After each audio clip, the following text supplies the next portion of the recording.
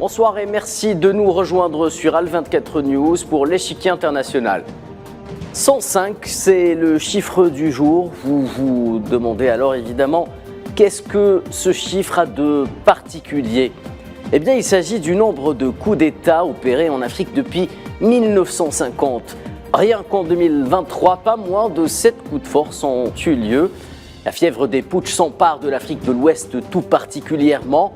Le dernier en date a eu lieu ce matin au Gabon, à Libreville, à la suite de l'annonce des élections ou des résultats des élections remportés par le président sortant Ali Bongo. Ce dernier est renversé par les militaires qui ont annoncé dans la foulée l'annulation du scrutin et la prise du pouvoir, ainsi que l'installation d'un nouveau chef militaire à la tête d'une transition. Un pouvoir qui part donc en vrille au Gabon après 14 ans de règne pour Ali Bongo, celui qu'on croyait indéboulonnable grâce notamment au soutien du Maroc pour rester en place, a fini en résidence surveillée. Plusieurs membres du gouvernement ont été arrêtés par le comité de transition et de restauration des institutions, autrement dit le pouvoir militaire. Quels sont les tenants de ce coup d'État dans un pays d'Afrique de l'Ouest? Nous en parlons avec nos invités juste après ça.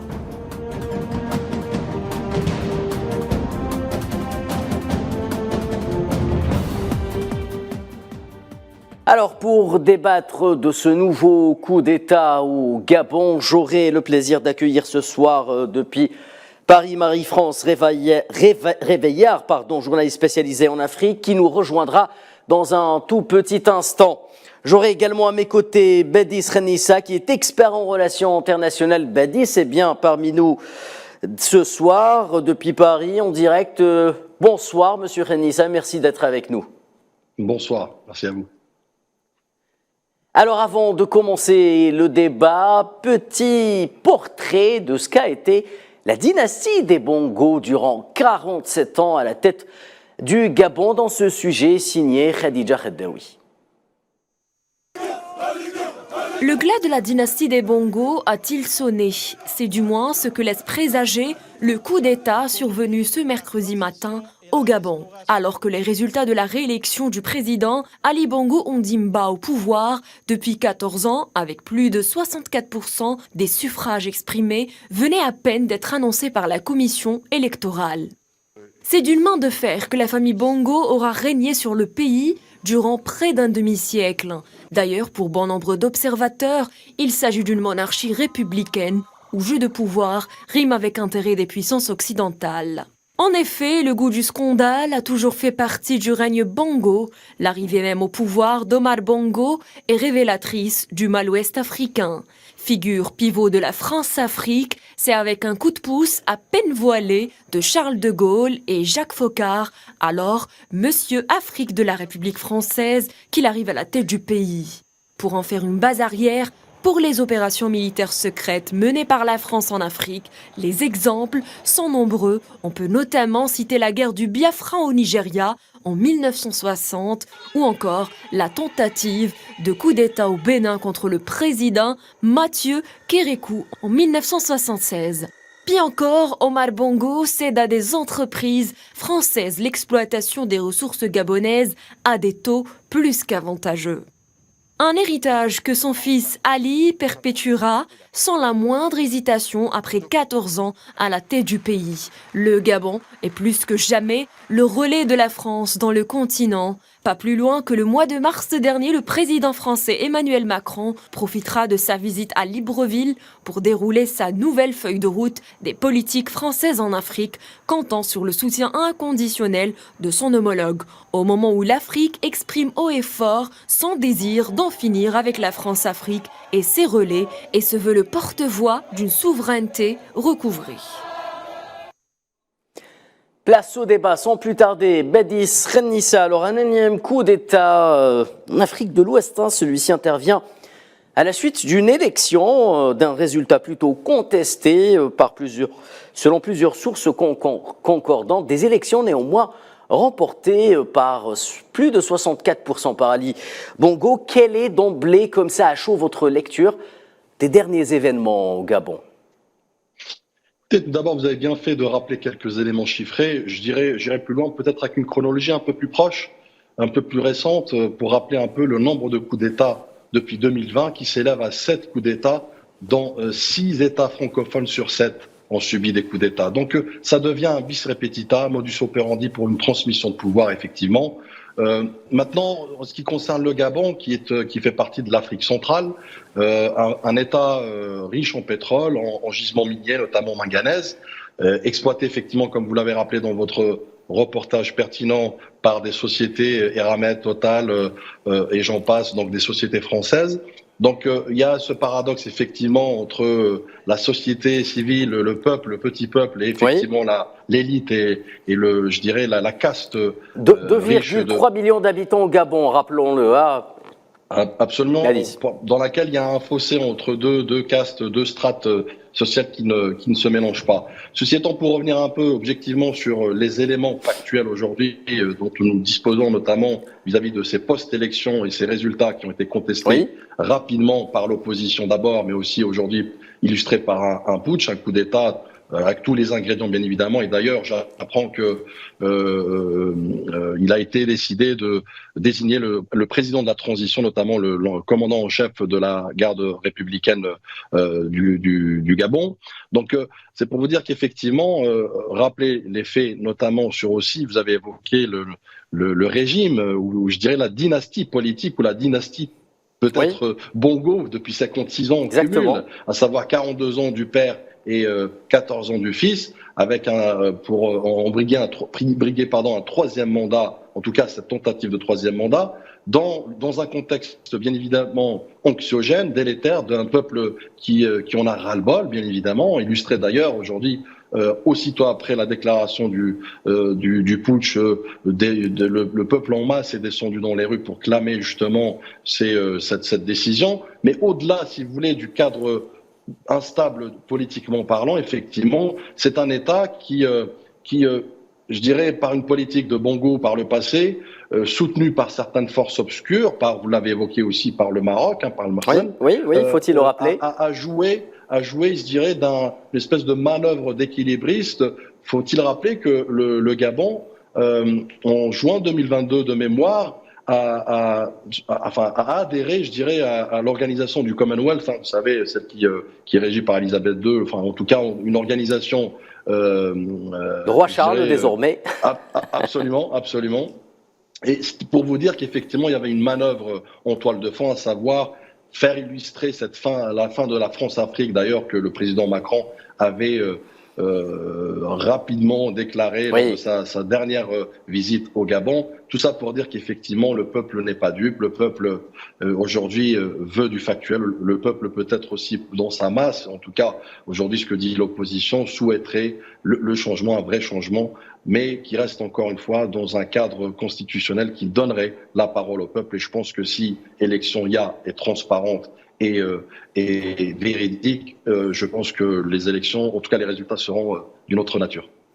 Très bien, merci Badis Renissa pour votre entrée en matière. Marie-France Réveillard, je le disais à l'instant, un énième coup d'État en Afrique de l'Ouest. Alors celui-ci intervient dans un contexte électoral. Ali Bongo, rappelons-le, a été élu d'une manière ou d'une autre, 64% des voix, mais c'est une élection qui a été dès le départ et bien avant la tenue du scrutin très contestée au Gabon. Quelle est votre lecture des événements, quant à vous ? Alors bonjour tout d'abord et merci de m'avoir invité à participer à cet échange.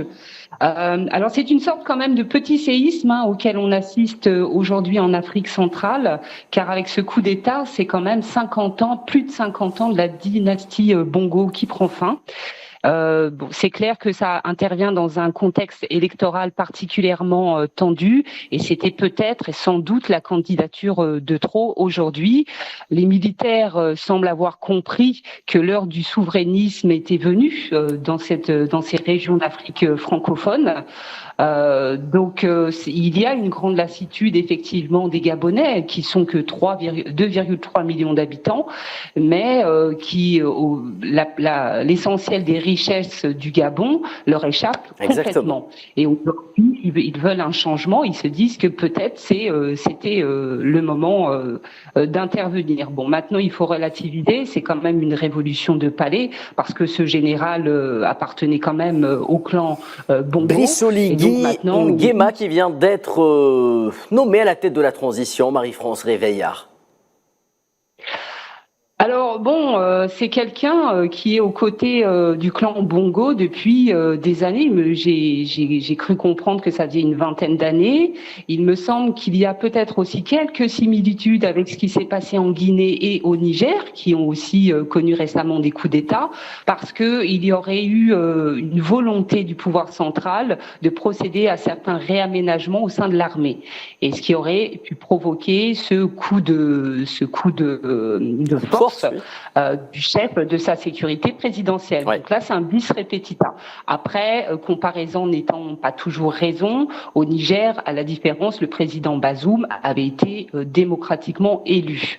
Il se trouve que selon les résultats qui ont été communiqués, le président Ali Bongo aurait gagné à plus de 63% les élections. 4,27% plus précisément.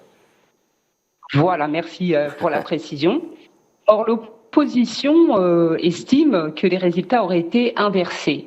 Or, de nombreux observateurs internationaux, mais aussi de nombreux Gabonais, estiment qu'en 2016, la victoire a été volée à son adversaire Jean Ping dans des circonstances quand même assez dures, puisqu'il y a eu de nombreuses victimes. Et donc cette fois-ci, l'armée a réagi et l'armée a contré cette nouvelle élection de Ali Bongo. Jean Ping, rappelons-le, Marie-France Réveillard qui s'est retiré de cette élection et a néanmoins soutenu l'autre adversaire donc malheureux de cette élection face à Ali Bongo. Alors Badi Srenissa, ce qui caractérise peut-être ce coup d'État au Gabon, c'est que les choses vont très très vite. En général, Marie-France Réveillard en parlait, donc Brice Oligui Nguema a été d'ores et déjà nommé à la tête de cette transition du CTRI. Pourquoi, d'après vous, les choses vont à ce point vite au Gabon? Qu'est-ce que ça trahit ou comment peut-on interpréter cette cadence? Je pense qu'il me semble qu'il est trop tôt pour justement avoir des conclusions claires et surtout concises quant à la suite justement de ce putsch et de ce coup d'État, même par ceux qui le portent, puisque comme vous l'avez rappelé, ancien bras droit, commandant en chef effectivement de la garde républicaine, donc un homme de confiance depuis quelques décennies.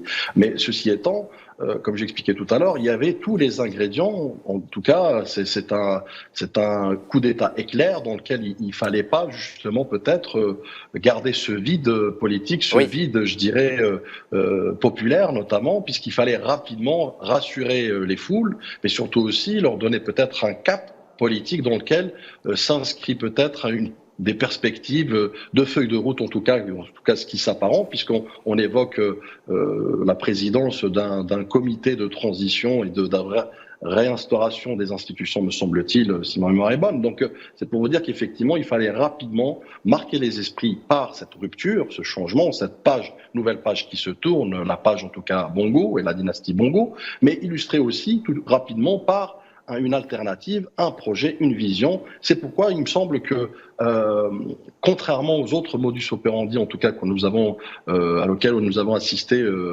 récemment, en tout cas au Mali ou autre, il y a peut-être une espèce de, je dirais, précipitation ou une accélération du processus de manière à rapidement peut-être baliser le terrain, mettre des garde-fous, mais surtout aussi préparer l'alternative politique, puisque nous savons aussi parallèlement que pour une fois, l'opposition avait réussi à faire émerger un candidat de consensus, notamment qui était l'opposant de Bongo dans ces élections. Donc pourquoi pas peut-être imaginer effectivement un cadre favorable, un contexte populaire favorable également, puisque la masse, en tout cas la société civile, s'y prête et souhaiterait effectivement qu'il y ait cette rupture définitive avec l'ancien régime. Très bien, Badi Srenissa. Alors, Marie-France Réveillard, les réactions, bien entendu, internationales se sont enchaînées depuis quelques heures. Alors, contrairement à ce que nous avons vu au Niger, elles n'ont pas été assez tranchantes. La France, par exemple, a tardé peut-être à réagir en disant dans un premier temps qu'elle suivait de près la situation avant de condamner par la voix du porte-parole du gouvernement Olivier Véran ce coup d'État au Niger. Est-ce que ces condamnations, si je puis dire en demi-teinte, trahissent elles aussi une espèce disons, acceptation des choses relativement au Gabon, d'après vous? Je pense que ça traduit surtout un certain inconfort de Paris sur la situation à Libreville aujourd'hui, parce que n'oublions pas que le Gabon a été vraiment la tête de proue de la France-Afrique pendant des années, pendant tout le long des mandats successifs de Omar Bongo. C'est de là que partait la plupart des opérations. C'est le pivot du précaré français, disons. C'était le pivot du précaré français. Donc, il est difficile aujourd'hui pour la France de pouvoir condamner aussi fermement qu'elle l'a fait au Niger, d'autant plus que les circonstances sont quand même assez différentes, puisque les résultats ont été annoncés il y a finalement que quelques heures, et que Paris s'était pas exprimé par rapport à ça. Alors que pour le Niger, c'était différent. Bazoum était au pouvoir depuis à peu près 2 ans. Donc, bon, ça, c'est la première des choses. Et puis tout le monde est un peu dans l'expectative. Après, ce qui est intéressant de remarquer, c'est la réaction immédiate de la Chine, qui est le premier partenaire économique aujourd'hui du Gabon. Et n'oublions pas autre chose qui est important, comme l'a rappelé Badis un peu plus tôt, c'est que le Gabon a rejoint le Commonwealth. On sait qu'il y a dans l'entourage d'Ali Bongo des anglo-saxons assez puissants. Je pense évidemment à l'ancien ministre de l'Environnement, Lee White. Oui. Tout à l'heure, il y a une vidéo qui a circulé du président Bongo qui a appelé ses soutiens à s'agiter. Ne comprenons pas très bien la situation. Exactement. Et il a fait son discours en anglais. Donc c'était, on peut dire que quelque part, Ali Bongo ces dernières années a essayé de diversifier ses partenariats et de sortir effectivement de cette relation qui a été très exclusive avec Paris pendant des décennies. Et c'est peut-être d'ailleurs aujourd'hui, ça va être intéressant de voir comment se repositionnent toutes les puissances géostratégiques autour du Gabon, qui encore une fois est un pays très riche en matières premières. Très bien, Badesren Nissa, justement, à juste titre, Marie-France Réveillard vient d'évoquer donc cette vidéo que l'on a vue circuler d'Ali Bongo chez lui, dans cette résidence surveillée, appelant à la rescousse en quelque sorte, déclarant que son fils est quelque part et que sa femme est ailleurs et que lui-même ne savait pas ce qu'il se passait, arborant un habit marocain. Plusieurs observateurs disaient qu'avant tout, ce message s'adressait à son fidèle allié, le roi du Maroc, Mohamed VI. Est-ce qu'on peut imaginer que le Maroc, d'une manière ou d'une autre, tente de voler au secours d'Ali Bongo? Je pense que si le Maroc avait la possibilité de le faire, il l'aurait fait d'abord pour son propre pays, c'est-à-dire l'extirper d'un hold-up et d'une décision politique qui s'est je dirais délocalisé à Tel Aviv. Donc, blague à part, et je ferme la parenthèse, il me semble qu'aujourd'hui, effectivement, le message de Bongo, en tout cas audiovisuel, est un message qui illustre bien, d'ailleurs, son incapacité, son désarroi, sa perte, et dans un regard assez avide, assez perdu, me semble est symptomatique justement de l'issue que connaît ce président, qui effectivement a marginalisé, voire même, je dirais, fait quasiment disparaître son peuple pendant des décennies au profit de certains intérêts d'États tiers. Donc, il me semble que aussi il faut retenir une chose très importante. Vous avez évoqué la déclaration, la réaction entre parenthèses assez timorée, à juste titre, de la France par son porte-parole. Mais la France aujourd'hui se trouve quelque part dans une espèce de position, je dirais, de dilemme, puisque contrairement aux autres pays précédents qui ont connu certains les coups d'État, le Gabon aujourd'hui ne fait pas partie de la CEDEAO, donc un gros dilemme. Oui, donc, il y a plus ce levier d'action, de pression et même voire d'action militaire contre le Gabon. Donc son adhésion au Commonwealth était comme une espèce de poudre de perlimpinpin, pour reprendre les mots d'un certain président. Donc donc c'était de la poudre aux yeux pour dire que peut-être la France-Afrique est finie. Or, que nini, comme on dit. Donc aujourd'hui, en tout cas, on vit un scénario de bis repetita dans lequel, me semble-t-il, le peuple gabonais est joyeux, est heureux de voir qu'une page se tourne. Maintenant, la bouée de sauvetage du président déchu, en tout cas, me semble très maigre et en tout cas à imaginer aujourd'hui dans le contexte actuel géopolitique de la région. Dans comme j'ai expliqué tout à l'heure, c'est le modus operandi qui se répète, mais surtout aussi ce déclin de la démocratie dans ce pays. Donc il est fort à parier que beaucoup de pays, effectivement, vont accuser, vont récuser, vont peut-être, je dirais, comme la France l'a fait, comme d'autres pays de l'Union européenne, comme le secrétaire général. Mais toujours est-il, in fine, il sera très difficile d'aller à l'encontre de la volonté du peuple gabonais qui, lui, veut justement s'affranchir, sortir de cet asservissement politique de la part du président déchu, mais surtout aussi d'autres États tiers qui n'ont pas daigné d'une minute pour profiter justement des richesses souterraines importantes de cet État riche-pauvre. Marie-France Réveillard, est-ce que selon vous, on est tout simplement en train d'assister à une reconfiguration géopolitique dans cette région de l'Afrique de l'Ouest au profit peut-être de nouveaux rapports de force? Si tel était le cas, qui en serait le principal perdant? Alors bon, disons que ce qui se passe clairement en Afrique de l'Ouest, on sent qu'il y a effectivement une redistribution des cartes géopolitiques. Sur le terrain sécuritaire, les États-Unis et la Russie s'affrontent. Sur le plan économique, les États-Unis sont en concurrence directe avec la Chine. Et effectivement, s'il devait y avoir un perdant, la France, effectivement, serait le bouc émissaire idéal en tant qu'ancien colonisateur. Bon, sachant que pour ce qui concerne le Gabon, on est dans une autre zone géographique, on est en Afrique centrale. Exactement. Et donc ça pose la question de ce qui pourrait se passer dans les pays alentours. Le Congo, je pense notamment. À des pays où les chefs d'État sont là depuis des décennies. Je pense au Congo-Brazzaville, bien sûr. Je pense aussi au Cameroun. Sénégal, on peut aussi penser à la Guinée équatoriale, parce que le président est le plus ancien de tout le continent africain, plus de 40 ans aussi. Donc effectivement, je pense que du côté de certaines capitales, aujourd'hui, ça doit être l'inquiétude. On ne peut pas présager du futur, mais ça pourrait annoncer effectivement une redistribution des cartes. Donc ça va être intéressant de voir comment la France va pouvoir essayer de tirer son épingle du jeu, sachant qu'avec Eramet, elle a des enjeux géostratégiques très importants. Oui. Badi Srenissa, même question. Qui en serait le principal perdant? Marie-France Réveillard a établi une cartographie des rapports de force, à la fois sur le plan économique, politique que géopolitique. On peut imaginer que la France, perde encore de son influence. Rappelons que ce pays, le Gabon, était, comme je le disais, le pivot, l'axe du précaré français à l'époque de la France-Afrique. Cette France-Afrique orchestrée d'une main de maître par Jacques Foccart, d'une part, puis par l'entreprise Elf qui, d'une certaine manière, s'accaparait les richesses du sous-sol de ce peuple.